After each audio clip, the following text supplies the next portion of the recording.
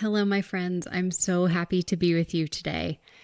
I have to tell you, Laura Bonnell, who is the mom we're going to talk with today, has two daughters with cystic fibrosis. Not one, but two. But before Laura and I could even jump into our conversation, we got right into our virtual recording room, and she started talking about what child life specialist meant to her when she was in the hospital with her children.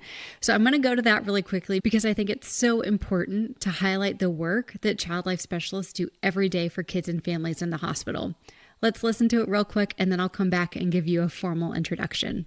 The experience with my kids was fantastic because you get in the hospital and you're bored, and even though you're having a cystic fibrosis exasperation, you still want to color, you still want to do something creatively to take away from your pain that you're going through, or you don't want to just stare at your parents or talk to them. You need a distraction from blood draws and everything that's happening. So child life, they would bring in things to draw, paint, color, and they had everything. And then when they were released from the hospital, they would go home with something that they made there. It was very therapeutic. They were my best friends. These people who were in charge of child life, I was like, hey, every time we came, they were there. We were very familiar with them. It was delightful. It was great as a parent too, to distract your kid for a little bit. It was among the best things that they did when your child was admitted to the hospital. Well, thank you so much for sharing your perspective and your experience with child life. I always love to get it on record because we're such a small profession. There's actually only about 6,000 of us in the US, and we work across children's hospitals. But I was actually just doing some of the math yesterday. And I mean, there's over 23 million pediatric ER visits per year. And when that's not even accounting for hospitalizations for kids who have CF or NICU stays. And so there's a lot of room for child life to grow. So I love hearing from your experience as a parent. One of the things that stuck with me that you just says was it's almost like it allows you to be the parent again because you're watching your child do something fun and relaxing and invigorating perhaps instead of just having to sit in a hospital like getting a blood draw, being in pain and going through all those difficult times. It's therapy. It relaxes them. It really did help with blood draws. They would bring in toys or something to distract Emily, especially. She had a fear of blood draws. And she would stare at that and they're like, all right, we're counting down the blood draw. Just look, I can't remember what it was, but it had like little pictures in it and they would turn it. It was like acrylic in the middle or something, but it Oh, was really pretty and it was a great distraction. Thank you so much for letting me have that little moment. I think as a child life specialist, we can often overlook the impact that a toy drop off or handing out coloring sheets or even printing out coloring sheets so that the nurses can hand them out can have on families. But what we've just heard from Laura is that those small things are the big things. And so I want to make it crystal clear that taking care of this normalization and play side of hospitalization is just as important as the medicine that we give to kids when they come to the hospital. So a big thank you and a big shout out to those of you who are child life specialists who are doing the hard work at the bedside right now. It's so appreciated and it's so valuable. Okay, let's jump into Laura's story. She has not one, but two daughters with cystic fibrosis. And if you've listened to this podcast before, then you're going to hear what we say every single time. And Laura's story is no different. And that is that trusting your gut instinct as a parent and those gut feelings that come to you that surface are worth talking to the doctor about. It's worth talking to your care team. And that's exactly what Laura did. Laura started her career driven and passionate and curious as a news reporter. And I don't think she could have ever guessed that she would use those same characteristics to help her find her daughter's diagnosis. After noticing some subtle signs that things weren't right with her newborn, Laura decided to trust her gut right away and started asking doctors for answers, and ultimately learned that both of her daughters had cystic fibrosis. Laura talks about the early days and what it was like with the shock and the coping, and how honestly, all the time, it wasn't positive coping. She talks about how Child Life Services helped her families find moments of normalcy. She talked about how distraction and activity kits actually mattered, and that creativity that her girls were able to have during hospitalization mattered just as much as the medicine. Because of her experience with her daughters, she has created the organization, the Bonnell Foundation, Living with Cystic Fibrosis, to help other families navigate the diagnosis. I'm so excited and honored to share this story with you today. Let's get into it. Hey friends, welcome to Child Life On Call. My name is Katie Taylor. I am a mom and I'm a child life specialist. If you're listening to the podcast today for the first time, welcome, and we want you to know that the conversations we have here are designed for parents whose child has received a medical diagnosis. I know it may feel extremely terrifying and world-changing even, but you're here now, and you're about to hear from another parent who has had the same feelings that you do right now, and they're still standing. They had the courage to come here and share what it was like for them, to hopefully make it a little bit easier for you. I'm so grateful to each and every guest and each and every listener who shows up here, and it's my privilege to host this sacred space. It's great to be here. And in the short time that we've talked, I totally connect with you. I think you're amazing already. Like you can tell about people, and I really appreciate your passion and what you're doing. So thank you. I started as a news reporter in Detroit here in Michigan years ago before I had kids, and the serendipity of my life and how it related to cystic fibrosis. I tell this story because I feel like it was all meant to be. I always wanted to be a reporter. I knew it from the time I was 12. That was it. I was super focused. I loved news. I was obsessed with it. I actually was the first paper girl, in our area, because that's how much I loved reading the newspaper. I thought I might as well deliver it. So I was always like connected that way. And I worked in radio and television, and I always had questions and I was always curious and I wanted to know the answers. And, I just thought it was really important to get correct, accurate information out there. And I was really passionate about it and I loved it and I was really good at it. And that's one thing I don't think we always admit when we're good at Yeah. things, but I was really good at that. And Yeah. I had plans of being this international reporter. And then we got the cystic fibrosis diagnosis and everything changed. My husband had 7 siblings and I had 2. We wanted a big family. But with the diagnosis, the genetic diagnosis of cystic fibrosis, we thought, well, maybe just 2 because Mm. we were learning about cystic fibrosis. And at that time, there was one organization and it was the Cystic Fibrosis Foundation, which is great for research, but they even said to us, we can't help you with parents or anything else. At that time, things have changed. But I thought, well, I've got to start a foundation to help parents because there's nothing else out there. And I wasn't able to start the foundation until 2010. And then in 2019, just before the pandemic, I left news reporting and decided to do my foundation full time. But when that diagnosis came, I'm like, well, this is my purpose. Everything came together and made sense. And it's like when you see a red car that you notice red cars everywhere. As soon as I had that diagnosis, I was connected with cystic fibrosis everywhere. And even before, I've kind of mixed up the story, before Joe and I were married and before we had Molly and Emily, I took a year off from news reporting, went to work for the United Way, was in the lab of Dr. Francis Collins at the University of Michigan, met my first person I'd ever met with cystic fibrosis or ever heard about it.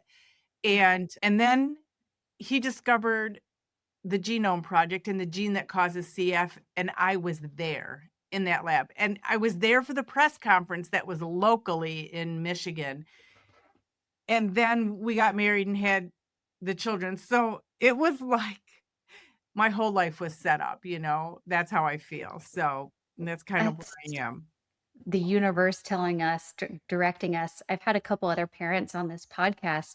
One in particular, she had done a high school paper on hypoplastic left heart syndrome because a neighbor had it. So she had done all this digging. Her first daughter was born with hypoplastic left heart. And so she immediately was like, oh my gosh, I know something about this, which is not very common when it's a rare diagnosis, CF. The fact that you were in that room, it does, especially perspective, hindsight's 2020, it does kind of show you these moving pieces that perhaps put it all together for you and where you are now. I Mhm. would love, Laura, if you could take us back into those beginning days where you found out about the diagnosis, what that was like for you and how you coped with that. It was devastating. I would say we were only crying and upset for one day. Like, it was the day I called my husband. So the pediatrician, you weren't tested newborn screening back then because Molly's 30 and Emily's 27. So prior to 2007, they weren't testing newborn screening for cystic fibrosis. So I kept seeing all the symptoms, the red flags of cystic fibrosis in Molly. And I was like, I've been doing a lot of reading. I think she has cystic fibrosis, CF for short. And all of our friends kept saying, "You're crazy. You're a first time mom. You're out of your mind." And I was like, "Well, I don't know. I don't know." And then I went to the pediatrician. I said, "Something's wrong. She tastes salty. She's got a distended stomach. She doesn't appear to be digesting food. She shakes when she eats, and it's because she's starving, but we didn't know it at the time." And the pediatrician said the same thing. It was a woman, and she's like, "First time mom, go back to work. You're out of your mind." And I was like, Oh, I don't know. But I went back to work, and then I just kept doing more and more research. And then I knew she had CF, and I just had to convince the pediatrician, and I said, "Listen, Patricia," I said, "I know Molly has Patty. CF, but she is not digesting food. She is starving all the time. She's in miserable pain. When you're not digesting food, you have an enormous amount of gas, and she was in pain all the time, and she was starving, so it was this cycle of pain, How old was starving. she at this point? She was diagnosed her at 3 months, which Okay. is lucky because it could have gone on for years, and that would have Yeah. been horrible for her. But so she said, "All right, fine, we'll do what's called a chloride sweat test, and it measures the salt on you, and they can, detect it that way." And then they did a cheek swab and found, the mutations in us, and it just went from there. But I was on a breaking news story, and I have no memory of where I was going, but she called me and said, "Pull over." And I was like, "I know she has CF. Just tell me." She's like, "Pull over, stop the car." So I did. And she's like, "Yeah, she does. I'm so sorry." And I'm like, "Of course." So I called my husband and I said, "Let's have a beer, meet me on the porch at our house." And we did. And like, we cried and we talked. And like, right then I was like, we have to take a lot of pictures. And, we didn't have iPhones. We Mhm. had cameras then, and we had, I guess, flip phones or, whatever it was then, but it wasn't the same way it is now. So I was like, "Oh my gosh, we've got to take pictures and do scrapbooks and all this stuff." And I said, we have to have another kid. I don't want an only child." Whatever it was that was going on in my head at that time, I Yeah, was it like made fast sense. forwarding, Yeah. and it made sense.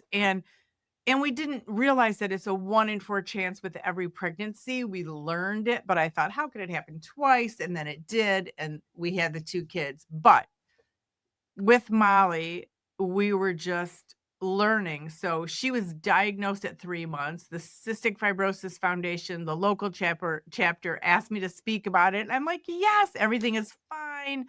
We're doing great. We've got it. We figured it out in a day. I'm good."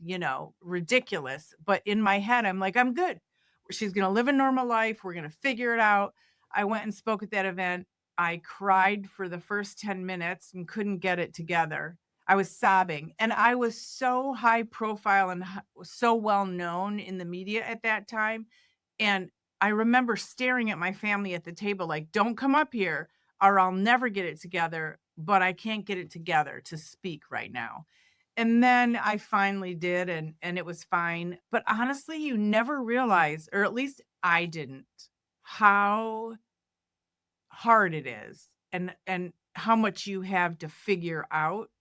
'Cause now you're just in, "Well, I've got all these treatments, and I have to figure this disease out, and I have to make it look like everything's normal," because 30 years ago, your job and your life, your home life should not be intertwined, right? Everything is kept separate, don't talk about it, you go to work, you do your job, then you come home and so it's just things have changed, you know?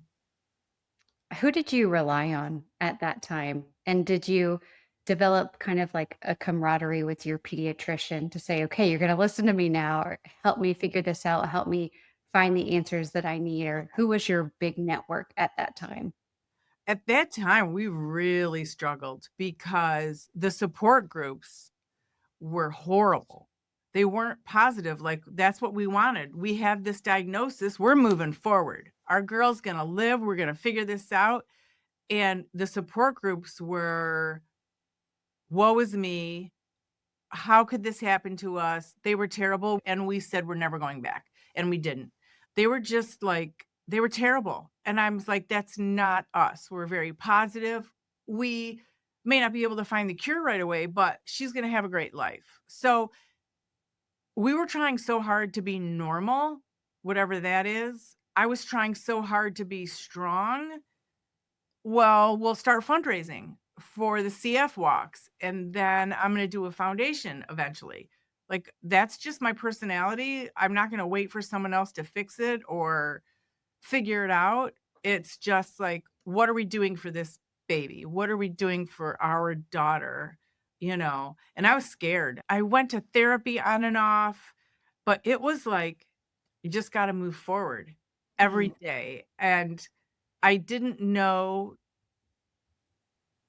I don't know, it's almost like I didn't know what I was doing, I was just moving forward, and our yeah. families were very supportive. Joe's mom smoked, and she first stopped smoking in the house when the girls came because that would be horrible for them, and then she would only smoke outside, and then she kind of sort of gave up smoking, but she never did it around the kids.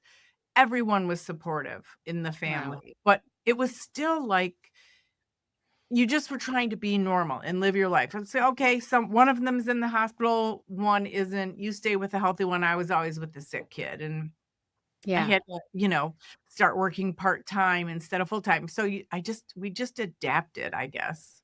It sounds like not only are you obviously curious about finding the right answers, it's your job, it's who you are, but you're also about like, how do we find out what we learn and how do we move forward?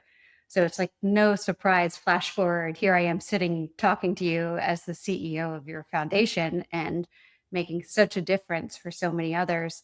I think it's really good to hear, although your experience happened 27, 30 years ago, the feelings are still the same of being scared, even though we have a lot of resources and support groups have probably gotten a little bit better and you can find more access to people. Doesn't take away the fear and this need to, okay, I just need to make sure my child has the best life.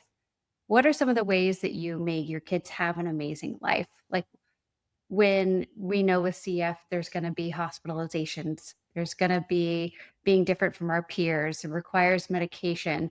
What did you do to make sure your girls had the best life? We were open with many things, not everything, but everyone knew we had 2 daughters with cystic fibrosis. We actually had the girls at a private school because I didn't know that the public schools would allow them to carry the enzymes with them. The first public school we asked said no, they would have to go to the office before they went to lunch, and the enzymes couldn't be in the classroom. And enzymes are a non-altering drug. It just digests your food. If you ate it, it wouldn't do anything to you if a dog ate it or a baby ate. They're just little pills with little capsules. So it wasn't like it was even an aspirin. We didn't have the tools at that time to figure out that the public school probably would have worked. But we went to the private school because they could have an IV pole and push it around from class to class. They had enzymes in every classroom that they attended, and I put together, no surprise, brochures for every teacher every year. Wow. And, they had a lot of hospitalizations and stomach aches and issues. And Molly and Emily had so many stomach aches. One of the teachers had a teepee in her room, and Molly would just go lay on the floor in the teepee when she was having a bad stomach ache and wait for it to pass and then, enter back into class. So that was really flexible, and that was really important that we had people that worked with us, or they'd go to Mm, the nurses station in the office and say, gosh, I'm not feeling good, or, and it was about CF, or I could do a treatment there with them. So that's kind of how we started that process out. Yeah, I'm hearing you say a couple things. I want to make sure I'm understanding it right. And one is at the very beginning of a scary diagnosis or a diagnosis where you think people may look at you differently, it can be scary to say it out loud because you don't want to be labeled with that. But what you're saying is that because you were open and you talked about it and you were saying our girls have CF, this is what we need. You then stepped in from not only saying and acknowledging it, but advocating for accommodations when accommodations are necessary for quote unquote a normal life. So it sounds like those were two really big main points for you guys. They were, but I have to be honest, I'm not sure what the right word is, but we were open about it, but I wasn't always truthful. We were open with friends in the school, but I usually never said, I am struggling. I am having such a hard time. I am, you know, all over the place, and it's a lot for me. And I never did. I always said, "We're fine. We're handling it. Not a big deal. We're just doing what we need to do." So I wish I had said, "I am drowning right now. I'm an emotional mess," but I never did. I always said, "Everything's great. We're fine." And as stretched as I was, I just didn't believe that anyone would really wanna help. I felt like if you say, "Oh my gosh, I'm so overwhelmed," someone would say, I really just wanted a everything is fine. I didn't really wanna hear the whole story. So I think I that's fair. I think some people do ask and want that answer. right. And so I had a lot going on emotionally. And I mean, just because 'cause you're trying to hold it together. I remember leaving the hospital with the sick kid once, and then Joe would go there because I needed to, like, come home and, you know, regroup, and then I would go back to the hospital the next day, but usually I was always staying there, and it was raining, and I just went in the backyard, and I stood out there and cried, and I thought, "Well, nobody can see that I'm crying because it's raining, so no Yeah. one will know." So, things like that. I still journal, I do journal, and therapy, highly recommend it. And my husband, I would say, mm, men are different. He probably I mean, he's never gone to therapy, wouldn't even think about it.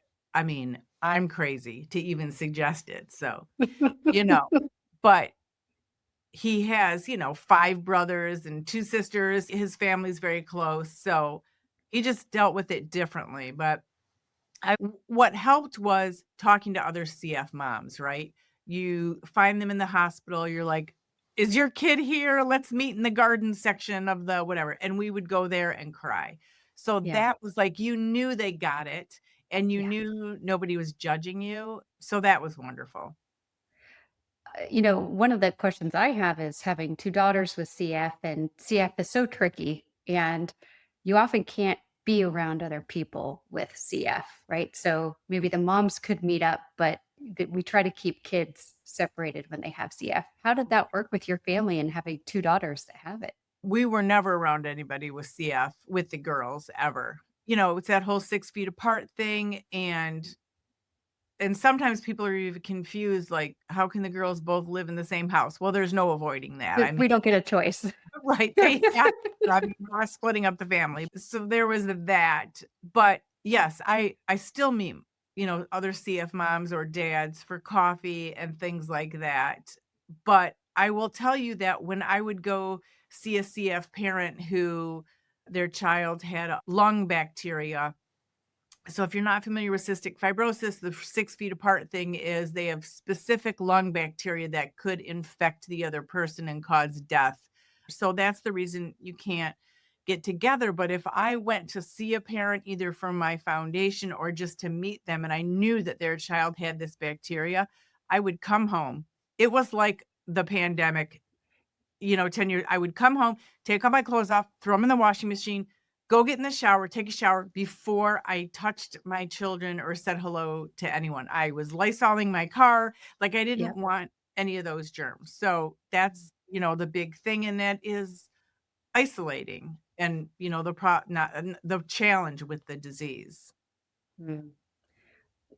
Tell me a little bit about deciding to start the foundation in 2010, I think you said, Mhm. and then really going full time right before the pandemic. What was your first vision for the foundation? Is it something that's continued and or changed or adapted throughout? Because if you could imagine, the parents I get the honor with of talking on this podcast want to share and want to make a change. And they're usually the best entrepreneurs, mom, dad advocates, people who are change makers because they know that sharing and bringing awareness, but also action and change are going to make the biggest impacts on their child's life. What was that journey like for you? The Cystic Fibrosis Foundation is wonderful, but I remember seeing a calendar that they did, and they used to say that kids couldn't pronounce cystic fibrosis. They would say 65 roses. They were doing this calendar with all these different color roses, and I thought, who cares about the roses? It's about the people. It's about the people with CF. So from that, I got an idea. I'm going to inspire people with who these people are. And so I featured babies and featured inspirational words from the parents. Or I talked to a 6-year-old that had CF and asked them what they knew about CF. And they said, it makes me smart, or whatever it was that they thought in Yeah. their little minds, all the way up to adults. The first time it came out, I sold $36,000 in calendars. The Wow. first time, and it was like everybody was waiting to be inspired. The CF community loved it. It was amazing, and that's what I've done every year, and I donated that first money to the University of Michigan for research in CF, and then now I do it with my foundation. And things are different because people are on their phones now and they have calendars. So I made them smaller. They've always been black and white. They're really beautiful. I started getting inspirational quotes from families too, because it's about inspiring other people and giving people hope and explaining the disease. So that was the biggest and still something we do. But I mean, we have financial assistance, we have mentoring programs, and so many different programs. So, how can people learn about your foundation? And if they have, do they have to be in Michigan to have it, or is this a US wide project? Yeah, it's nationwide throughout the US. We give financial assistance to anybody with cystic fibrosis that needs it. We have lung transplant grants, and we do college scholarships. If you want to go to college, undergrad, community college, or trade school, you just apply, and actually they can apply now through March 15th. Like I said, we have a CF masterclass program that is just from the parent perspective about how this disease impacts them. And it's so helpful to newly diagnosed parents because one parent talks about faith, another parent talks about losing a child to cystic fibrosis, another parent talks about having multiple kids with cystic fibrosis, and then another parent will say, I stopped at one kid with CF. That was it. We were done. I couldn't handle it. We have programs in Spanish and we're working on Arabic, and people of color are underdiagnosed. We're trying to raise awareness about that. So there's a lot that we're doing. And you can find out all the information on our website. It's amazing. And it's the bonnellfoundation.org. I would love, Laura, if you could tell us something you've learned about yourself since becoming Emily and Molly's mom. Maybe something you didn't know before. I guess that I didn't realize how much of an advocate I was and how little fear I had. Like, don't F with me.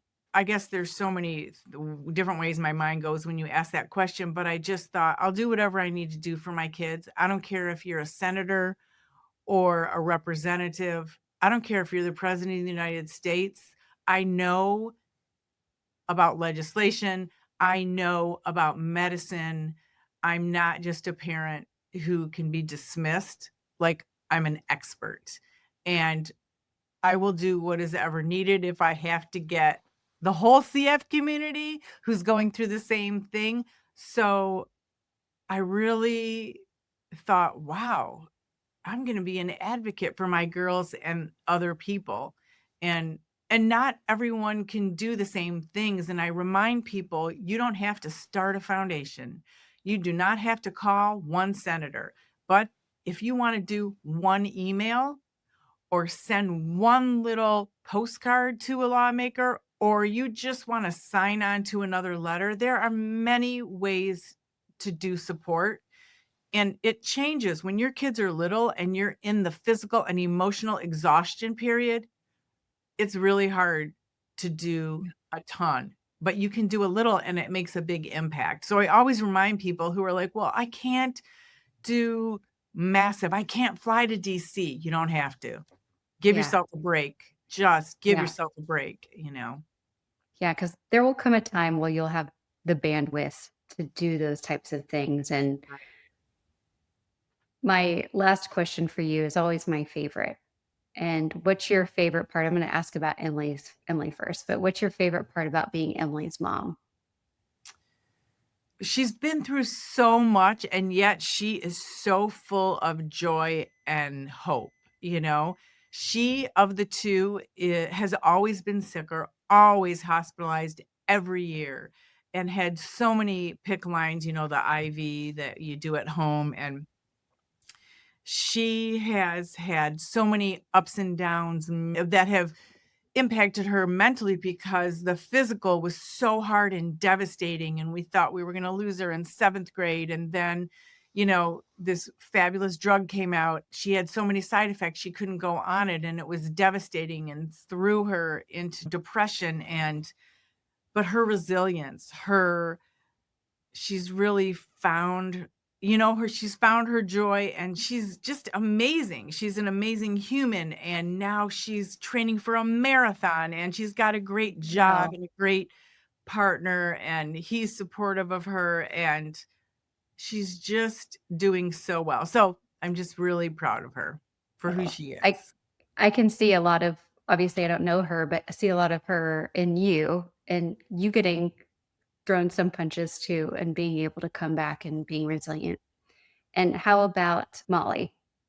Molly lives in London, England. So So I cool. And it is so cool, and I said to both of them, I wouldn't let the disease hold them back. So I said to Joe, whatever they wanna do. I did think they would live in Michigan, and neither one of them is, but I said, "Oops, I messed up there," but Molly is in London, England. She went to Parsons in New York and studied fashion, and then she went to London and got her master's in sustainability at Central St. Martin's, which is the University of London, and loves it there and is doing great. I mean, with her, I feel like she really took on, I'm going to figure out what I want to do. And she had no fear. She went by herself. It's not like she went with 5 friends. She did this solo, figured out what she wanted. She got a grant with a car company that's out there. They gave her a lot of money to show them how to be sustainable. She did really cool stuff. She's like glass blowing now. She does stuff So smart. for foundations out there, and is just a really good human. She really is just working to raise awareness about some, kinds of injustice and things like that. She has a partner, Nick is great, and I'm just really impressed with both of them. And now she was alone during the pandemic, and that was horrible. Oh, But yeah. she did find her inner strength because she couldn't get on a plane in those days. It was crazy because no mask, no vaccine, people were flooding airports, and I thought, "You can't get on a plane, you'll die. We didn't, there was so much we didn't know." So that was horrible and traumatic for her, but she survived it mentally on her own, which shows her Wow. strength, you know? Well, I can tell you love being their mom.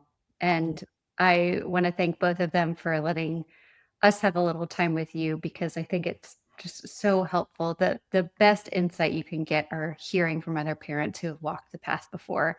Maybe it inspires you to ask another question at the doctor, get a second opinion, advocate for those accommodations, a nap in the TP during the third period if you need to, whatever it looks like. You can ask for these things and you might get told no, but just keep asking. Yes, absolutely. As a parent, you want to be there for your child, especially when it comes to their health. But healthcare can be overwhelming and confusing. The good news is child life specialists are experts who help families navigate these challenges. But often our support is only in hospitals. So imagine if you had access to these valuable tools and resources all the time. You would be able to understand medical procedures, explain them to your child, and help them feel less anxious, which also makes you probably feel less anxious.